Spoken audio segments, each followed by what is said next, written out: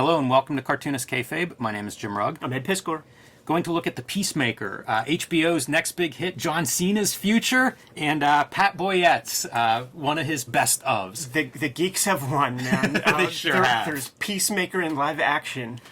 But before we do, we are Cartoonist, and want to call some attention to Ed Piskor's Red Room, the Antisocial Network trade paperback, now available wherever books and comic books are sold, and going fast. We should note the paper shortage. Yes. If you see this book out in the wild, I encourage you to pick it up right away because they are going, and it may be a little bit before reprints are able to get back on those shelves. So the perfect gift this holiday season for any horror fan in your life.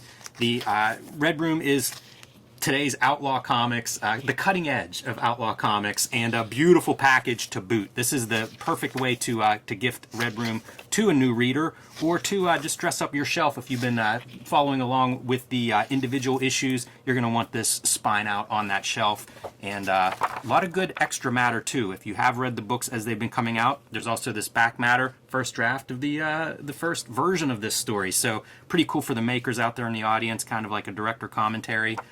Along with notes on each and every page. So very nice, Ed. Well done. You can also find one of my latest books, Street Angel Deadliest Girl Alive, again available wherever comics and books are sold, comic book shops, bookstores, and online. This is from Image Comics, and it collects the entire Image Comics series of our homeless heroine on a skateboard. And Ninja Comics, the cutting edge of Ninja Comics, Ed, if you will, collects about 8 complete Street Angel stories, and you can pick that up wherever books are sold. If you will. Got to think about Dusty when you say if you will. That's very true. Think about Dusty every day. A little bit. So, Peacemaker is making some news, was in the recent Suicide Squad movie, and I just wanted an excuse to bring Pat Boyette comics onto the show. It's the only excuse. If you want to get Peacemaker on the channel, make a movie with the Invisible Man playing the character.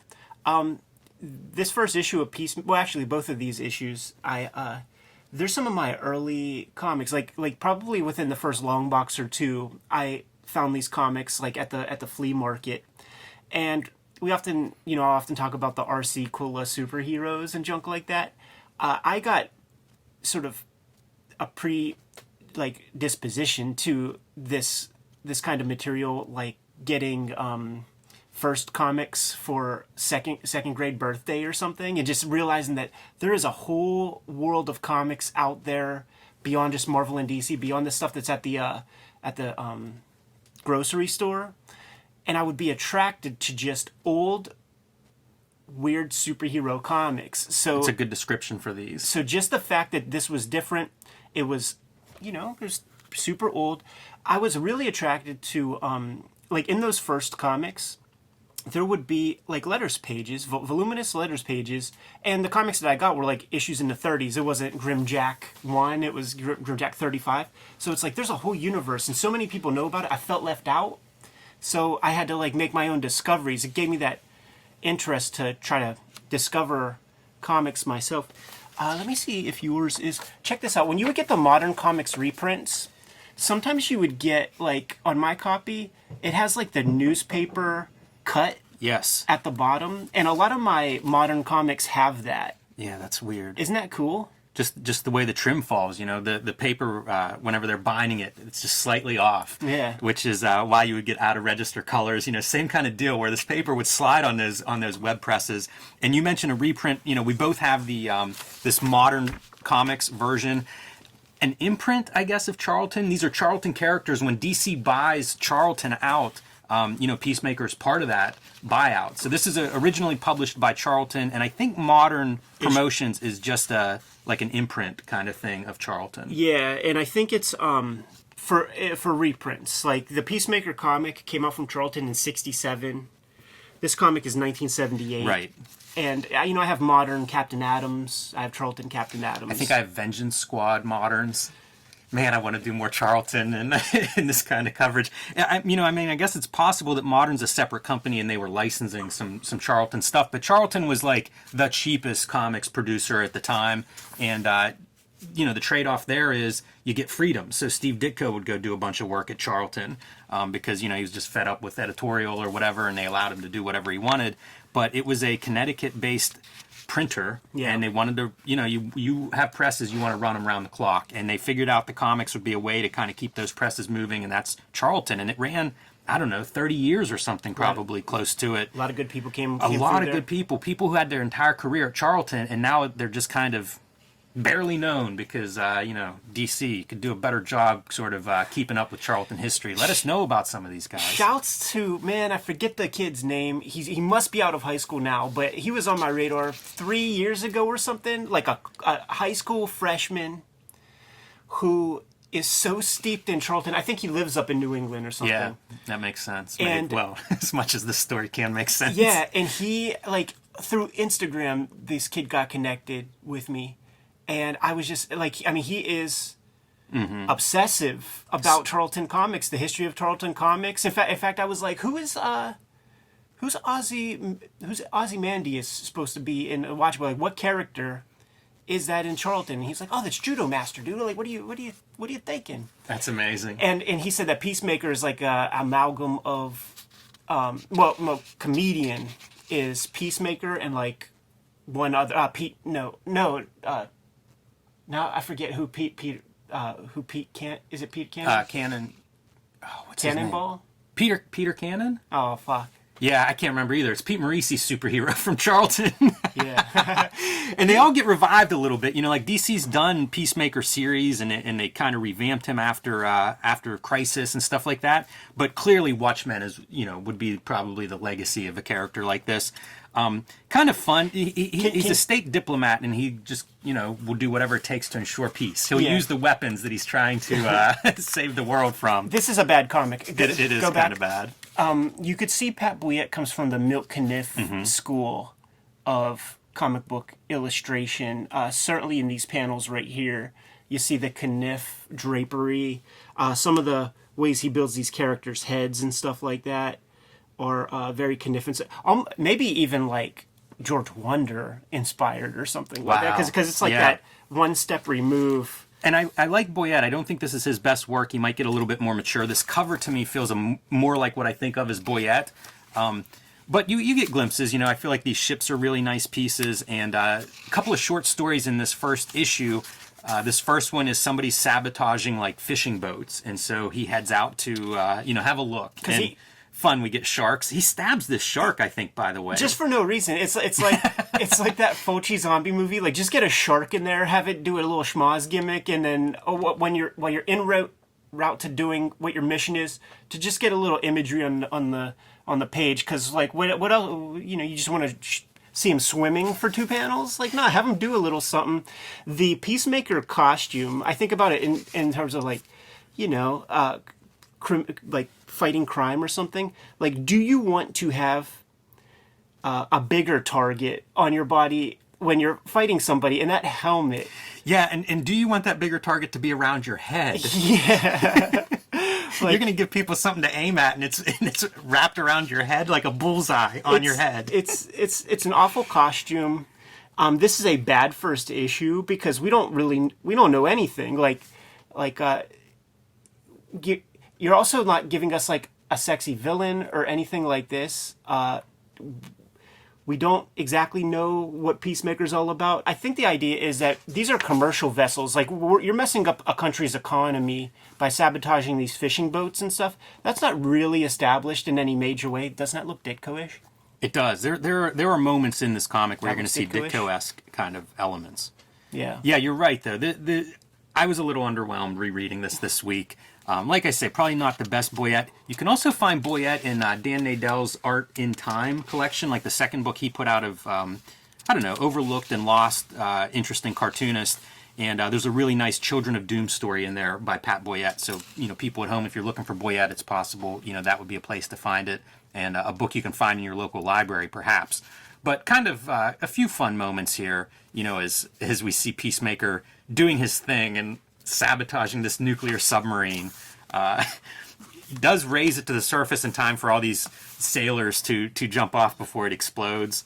And, I suppose a happy ending for our Peacemaker here. Look at these freaking things, man. Oh, yeah. Imagine what that would actually look like in real life. Yeah. I like their demos too, like ice cream is one of them, just melting down the shirt. Available.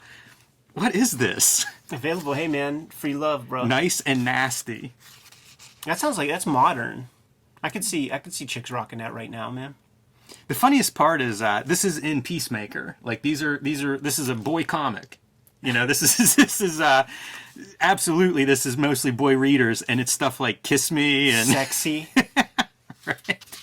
Real Spencer's Gifts type apparel. A funny ad choice, but what are you gonna do? That's Charlton and modern, right? You gotta sell some kind of space somewhere. Yeah, this is funny. I imagine them licensing this to modern and then printing it on their Charlton presses.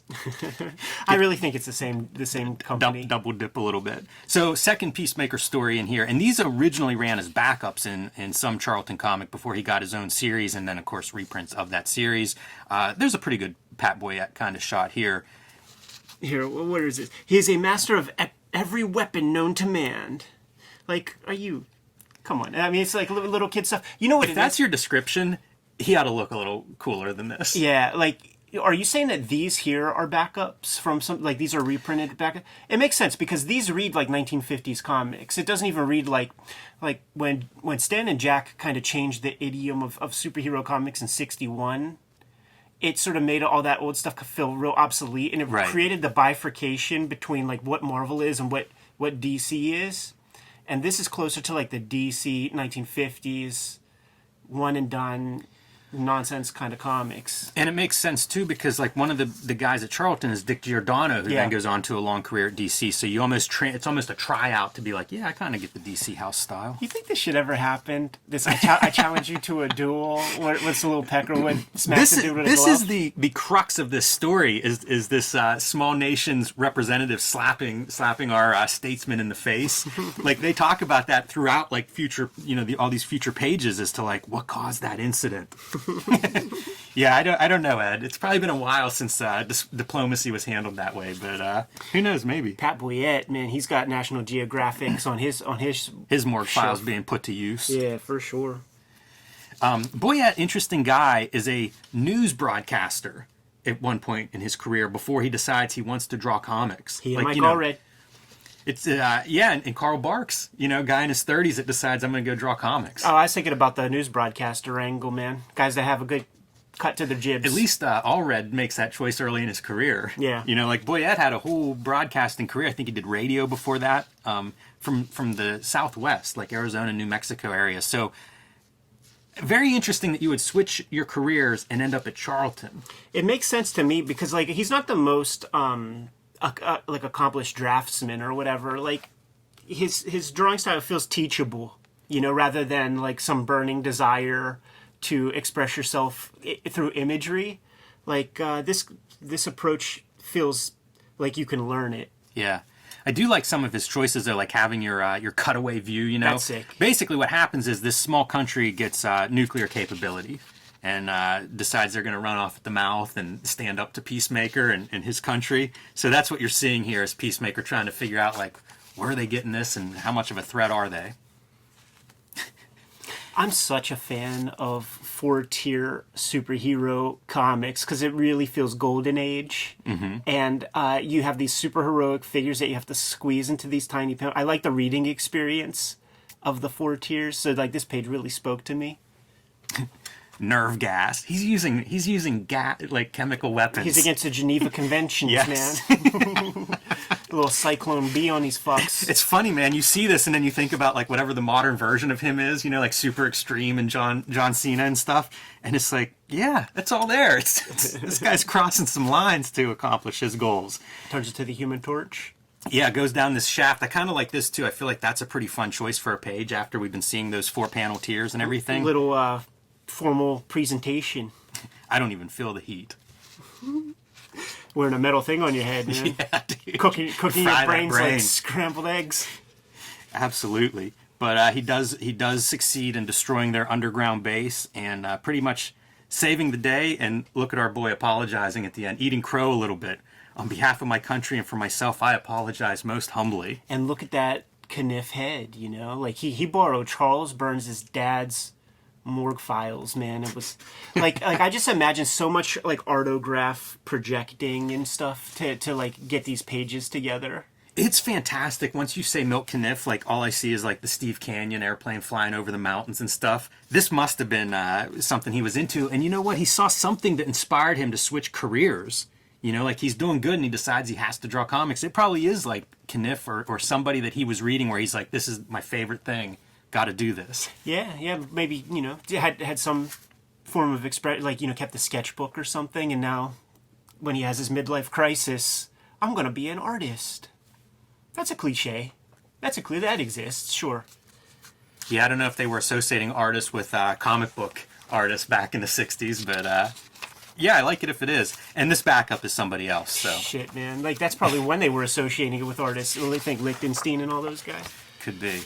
But like I said, wanted to get some Pat Boyette on there.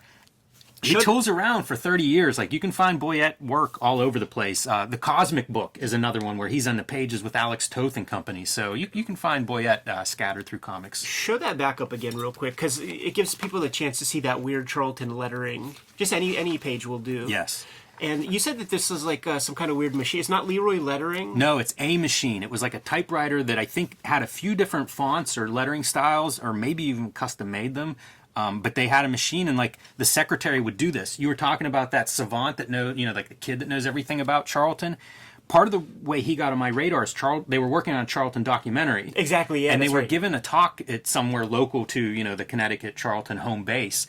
And they were talking about this lettering, and the woman in the audience who actually did the lettering, she was like a secretarial position for Charlton and ran this machine, was in the audience and stood up and gave some information. So, yeah, not all of their books are lettered this way, but it is pretty distinct, and a lot of them are. And I think they would credit it as a machine, like a period, like weirdly as, you know, somebody's name. But that's a device you can find too. If you start sniffing around, you can find like that was a short-lived device for lettering things. That's so funny too that it would be, you know, a woman's position, right? Because like, remember the old typist, old resume fodder is like, I could type X number of words a minute, and it's like, yeah, well, guess what? My 6-year-old sister can too nowadays. Dude, I took a typing class when I was a senior in high school, just loading out my my class schedule, and pretty useful. But we would do like you would have timed typing tests. Absolutely, we used WordPerfect, and you had to like. We spent days learning how to set tabs to create a nice form letter. Some very useful stuff. I'm glad I took a typing class, but also some really obsolete, unuseful stuff in there. It's just like, everybody types 1,000,000 miles a second anyhow. Like, my little niece can type super quickly now. So, super fun. A little quick jaunt down Charlton history, and hopefully we'll get into maybe some more Charlton, because there is like a 30-year history of that stuff. Like, there's some good artists that sadly just aren't seen, but you do get pieces of it. John Byrne comes through Charlton, you know. A lot of these artists Doomsday come through there, you know. Yeah, well, when Dwayne "The Rock" Johnson plays Cannonball or whatever that character's called. That might be it. Yeah, Peter Cannonball. Then that's when we get Peter Cannonball under the screen there. Looking forward to it. Pete Morisi. Come on, Rock.